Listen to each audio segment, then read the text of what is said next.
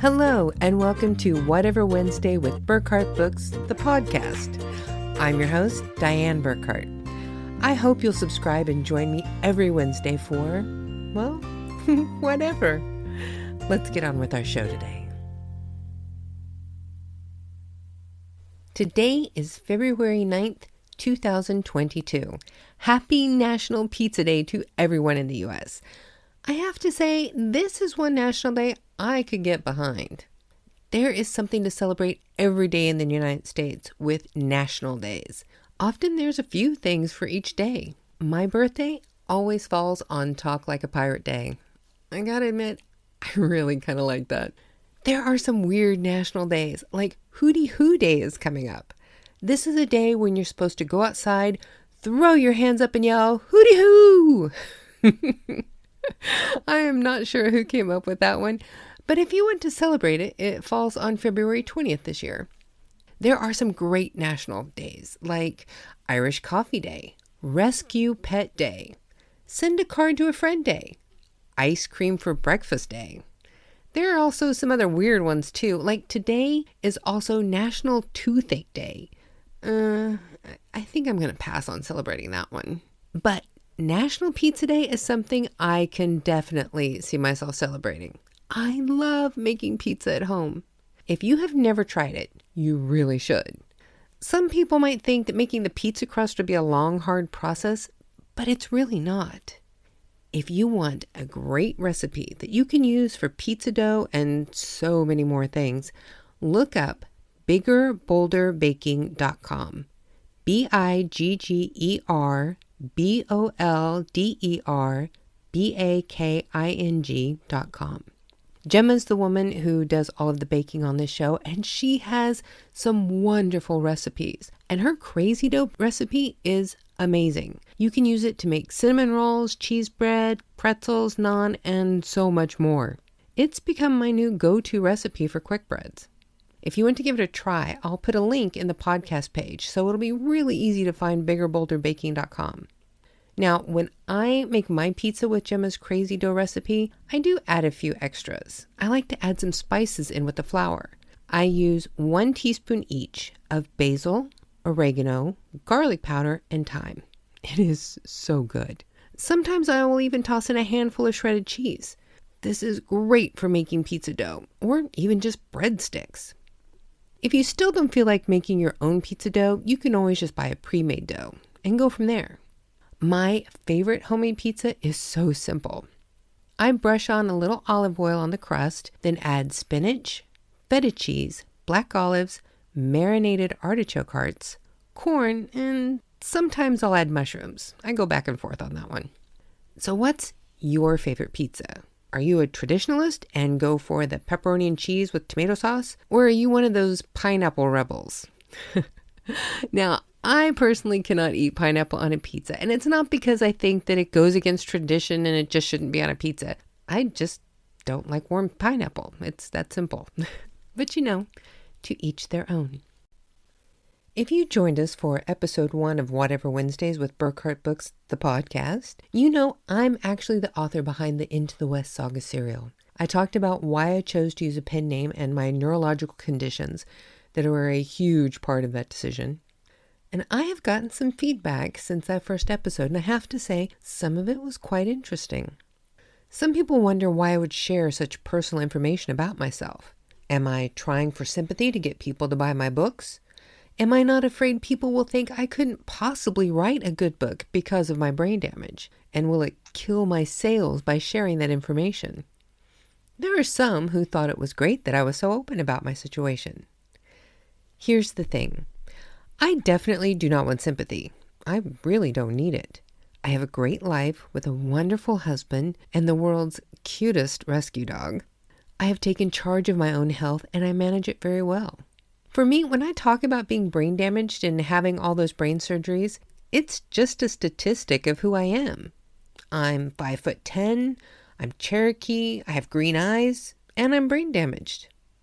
If you don't feel sorry for me for being 5'10" or Cherokee or having green eyes, then there's really no reason to feel sorry for me about being brain damaged either.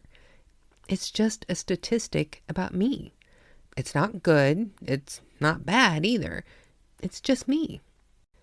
And I'm really not afraid people will be turned off of reading my books if they find out about my brain damage. My cereal has won awards. That should tell people that they're good. I also have great reviews. I don't have a lot of reviews, but the reviews I have are great. The only complaint I've really had so far is someone said that he didn't like the books because they were too short and have a cliffhanger, which I thought was really funny since I advertise these books as novellas, which are shorter than novels, and they're cliffhanger serial. So he should have known before he bought the books that that's what he was going to get. But I also take that as a great compliment. People don't like the fact that they're so short. They want more story from me. That's fantastic. Now, to be honest, I also love sharing these facts about myself for those people out there who might be struggling with their own health issues. If you're out there and you have a goal that you think you can never achieve because you have a health condition that prevents it, maybe you just need to find your own way of doing it. Talk to your doctor. Talk to two. Get some advice on ways that you might be able to safely do what you want to do. Just because something is more challenging doesn't mean it's not possible. I always hope when people hear my personal story that it makes them feel like, hey, if Dianne can do it, then I can do it too. At least that's my hope. Now, if you've been following along with my book serial, the Into the West Saga serial, you know I just have one last book to finish in this saga, Into the West Family Ties. Now that I've gotten the podcast figured out and it's helping me to get things set up to record for the audiobooks later, I can get back to finishing the finale of this serial. Or is it really a finale? We'll have to wait and see. I know, another little cliffhanger teaser. I'm sure there are people out there who hate me for that. I'm actually really looking forward to getting around to recording the audiobooks, which is one reason why I like reading the books at the end of these podcasts, because it's helping me practice for recording the audiobooks later. I'm learning how to use the software so that I can give distinct voices for each character. Some people have been surprised to know I do all the voices in the recordings. I just change the speed or the pitch to give different tones so I can sound like an adult or a kid. I haven't tried the male characters yet, so that will be interesting when I get around to those. I would love to know what you think of the readings at the end of my podcast. If you have any constructive feedback, I would love to hear it. And speaking of reading my books, let's continue with our story from where we left off in episode 1 of Whatever Wednesdays the podcast. I hope you like it. Into the West, the Orphan Train. Continuing with Chapter 1. The last day Elizabeth and Connor spent with their mother was beautiful. It was a warm fall day in late September, and everything was turning into warm colors. The trees in the park where they lived were a mass of bright oranges, deep reds, and vibrant yellows. This was always Elizabeth's favorite time of the year. Margaret had woken her children up early so they could all go to the creek and wash up.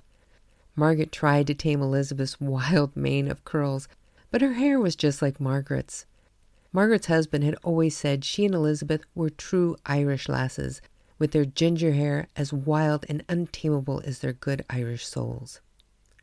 After deciding Elizabeth's hair was as subdued as it was going to get, Margaret dressed her children in their best clothes and they began to walk to Mass. The sky was clear and was a beautiful light blue with a few fluffy white clouds slowly floating by. Elizabeth remembered seeing one that looked like a rabbit slowly floating over the trees. There were a few apple trees at the edge of the park, and they were full of fruit. Elizabeth hoped to talk her mom into picking a few on their way back home. She and Connor loved apples. There were many destitute families like the McBrides in their shanty town in the park.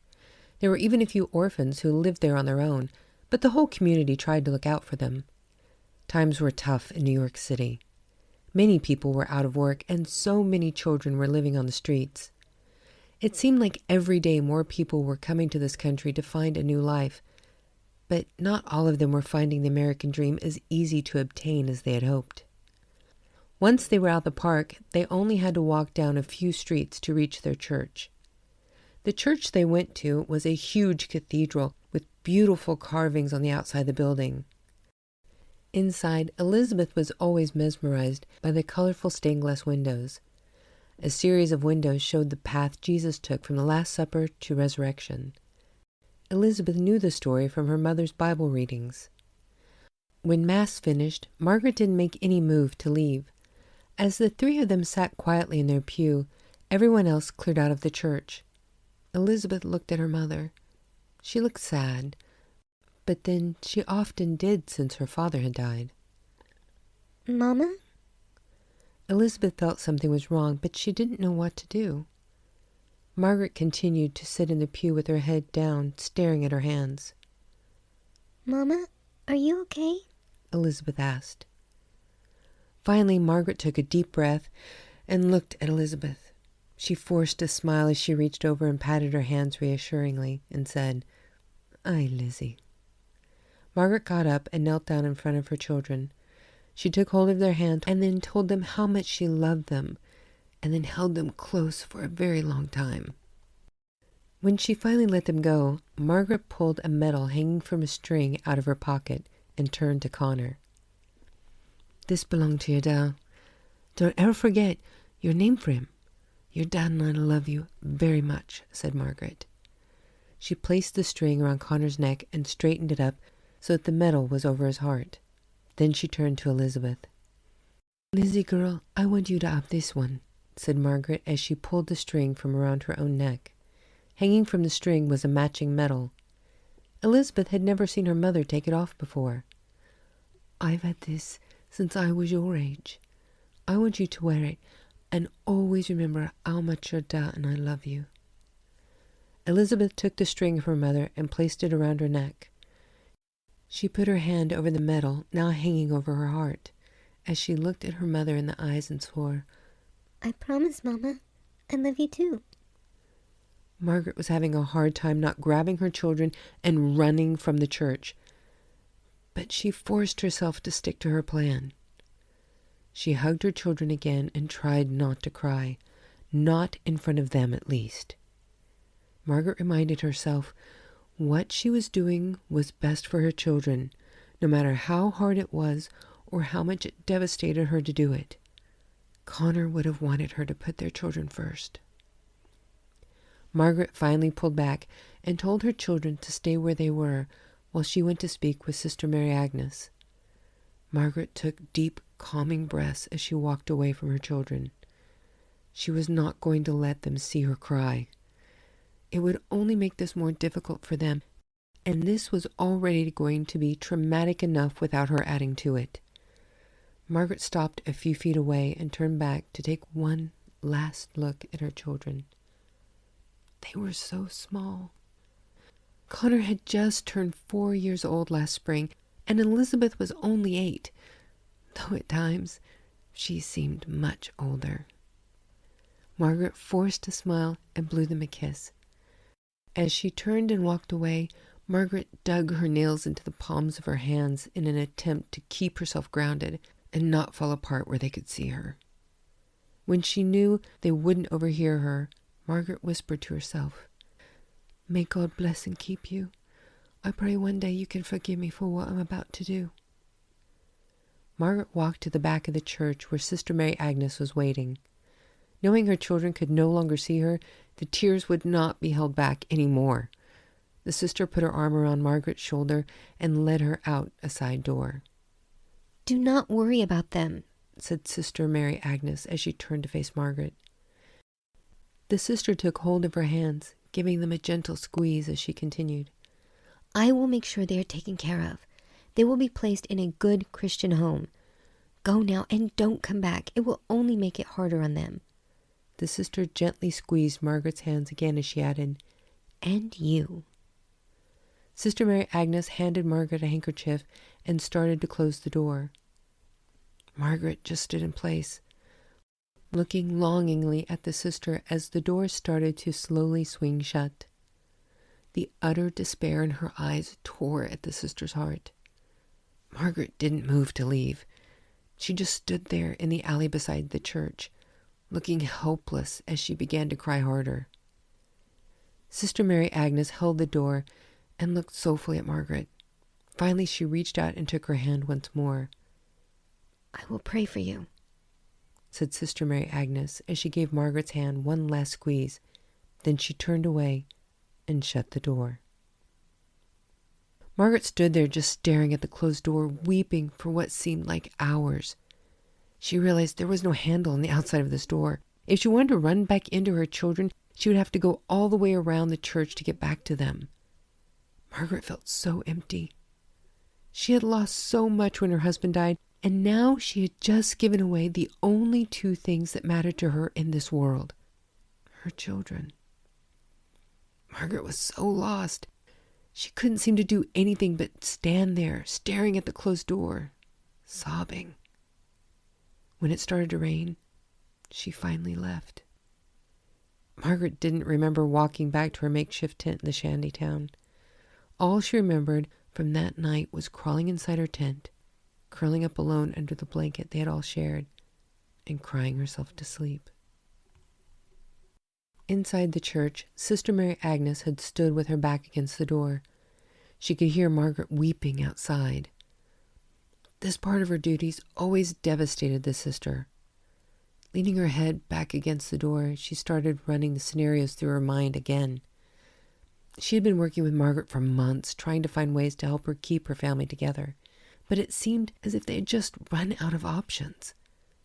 As much as it pained her to take these children into the church's care, she really felt it was the best thing they could do for them. Taking a deep breath, Sister Mary Agnes said a quick prayer for Margaret to find peace with this decision. Then she went to speak with the children. Elizabeth and Connor were still sitting quietly where their mother had left them. It was not surprising. The children had always been well behaved when Sister Mary Agnes had seen them in church. That would serve them well when it came time to place them in a home. Sister Mary Agnes walked around in front of the children and smiled at them. "Hello, Elizabeth, Connor. I'm Sister Mary Agnes. Do you remember me?" she asked. Elizabeth smiled. "Of course, sister. You're a friend of Mama's. You're the one who gives her bread and cheese for us," answered Elizabeth. Sister Mary Agnes smiled. "That's right. I've been helping your mother for a very long time, and I'm going to continue to help you and your mother. But to do that, I need you two to follow me," said the sister. Sister Mary Agnes started to turn and walk away, but stopped when Elizabeth spoke up. "I'm sorry, sister, but Mama told us to wait here," replied Elizabeth as she reached out and took Connor's hand and held it tight. She knew something was wrong as fears started to build in her chest. Sister Mary Agnes turned back and sat down next to Elizabeth. "I'm sorry to tell you this, dear, but your mother is destitute. That means she has no money and can no longer care for you. She has struggled for a very long time to provide for you all, but she just can't do it anymore. She has delivered you both to our church society so we can find you a stable Christian home where you will be properly cared for," said Sister Mary Agnes. She waited for a moment, then added, "You should be thankful your mother loves you enough to give you to someone who can take care of you. It's not an easy thing for her to do, but she knows it is what is best for you all." Sister Mary Agnes reached out to Elizabeth and Connor where they were holding hands and put her hand over theirs as she said, "Now, I know this is hard for you both, but I need you to follow me." The sister patted their hands and stood up and added, "Everything is going to be all right. I promise."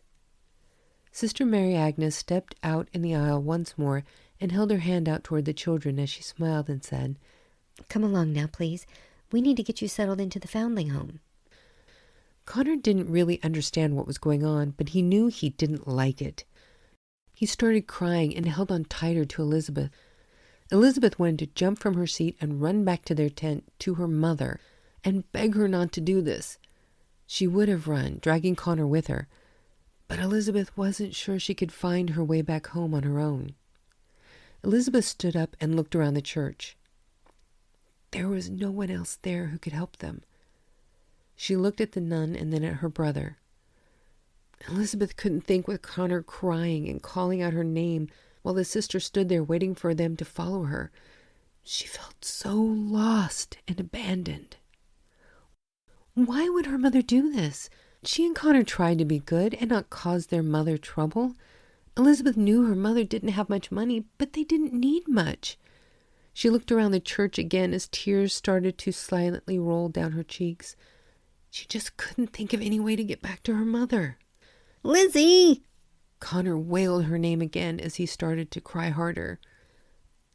Elizabeth looked at her little brother and knew she had to try to be strong for him. Elizabeth looked around the empty church again and made a decision. For now, the best thing seemed to be to go with the sister. Later, Elizabeth would find a way to get them both back home.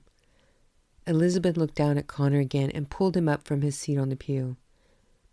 Come on, Connor. Everything will be okay, she said.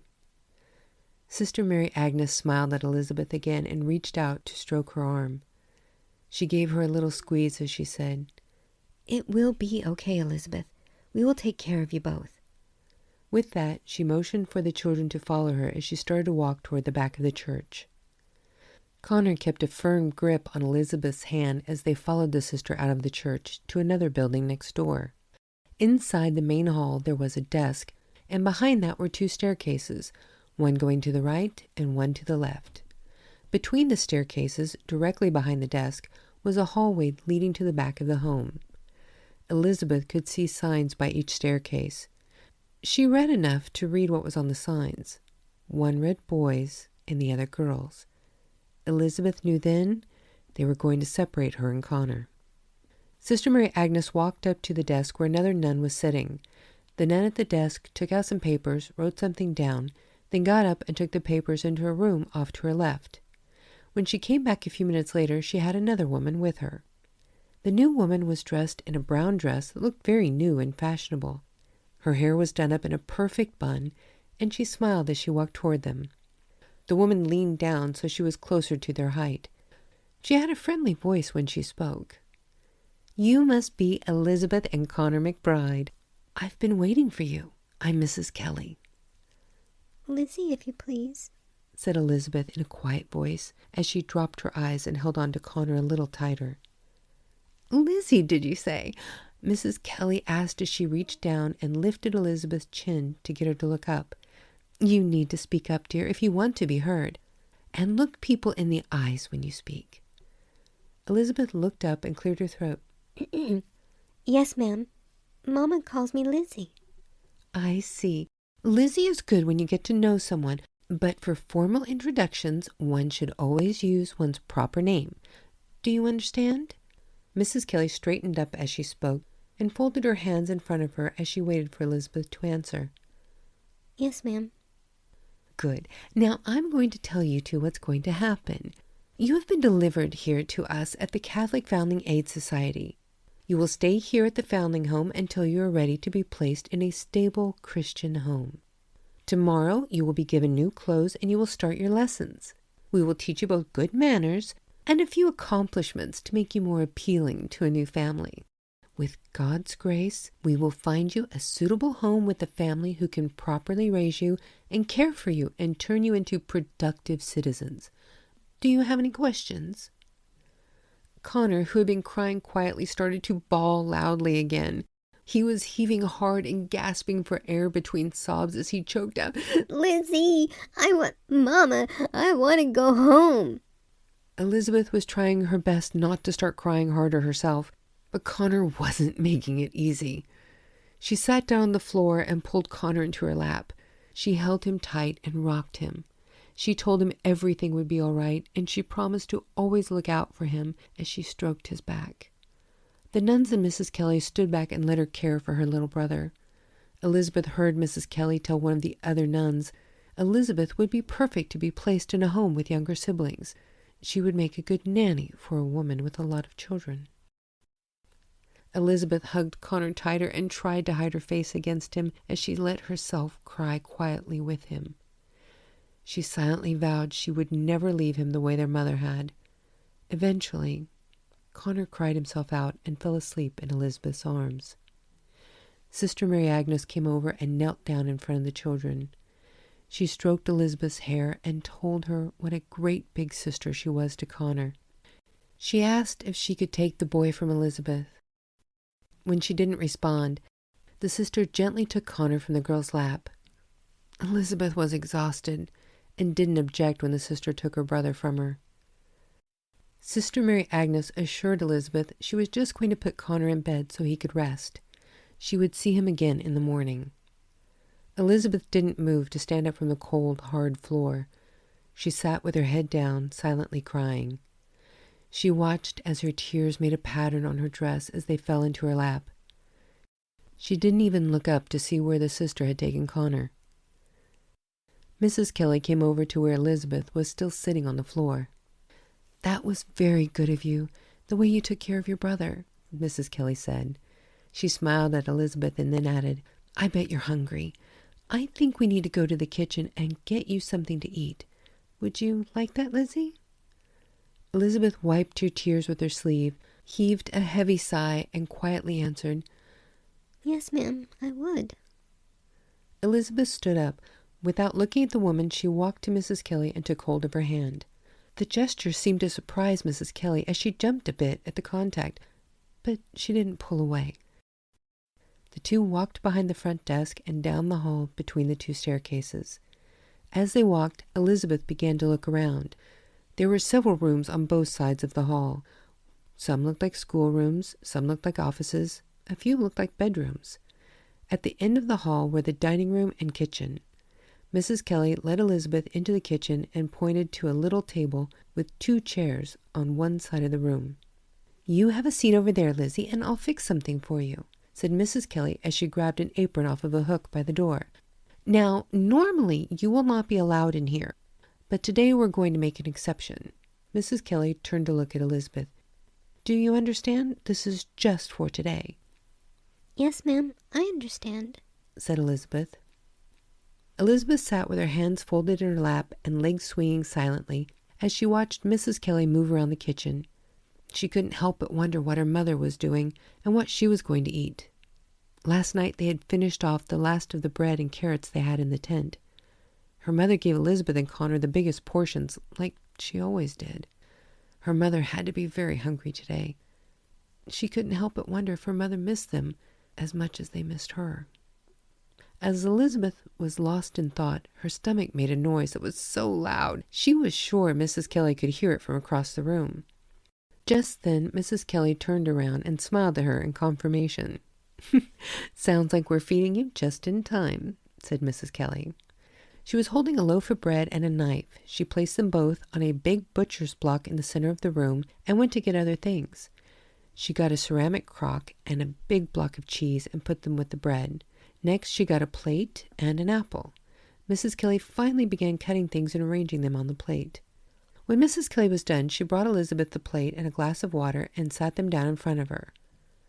All Elizabeth could do was stare at the plate. It looked like a holiday feast to her. She had a thick slice of soft, fresh bread with butter on it, a slice of cheese that was as thick as her finger, and a whole apple all to herself. It was a banquet. Mrs. Kelly sat down across from Elizabeth and watched, smiling, as the little girl just stared in wonder at the plate. "It's okay, Lizzie," she said. "You can go ahead and eat." Elizabeth looked up at Mrs. Kelly and gave her a slight smile, then clasped her hands, closed her eyes, and began to say grace the way her mother had taught. "For the home we love and all things true, we give our thanks, O God, to you. For food that's sent to us each day, we praise the Lord, in God we pray. Amen." This concludes our reading for today, and I wanted to share just a little personal note. For those of you who don't know, a lot of the more memorable bits in these books come from actual Orphan Train history or from my own personal family history. In fact, the grace that I just read comes from my father. He and his sister spent some time in a children's home in Tulsa, Oklahoma, and this was the grace that they taught them there. I thought it was a great tribute to my father and his experience by adding it into the books. I hope you enjoyed this reading, and I hope you'll come back and join me for episode 3 next week. of Whatever Wednesdays with Burkhart Books, the podcast, and your host, me, Dianne Burkhart. So be sure and have a great National Pizza Day, and be sure to have a slice for me. Until next time.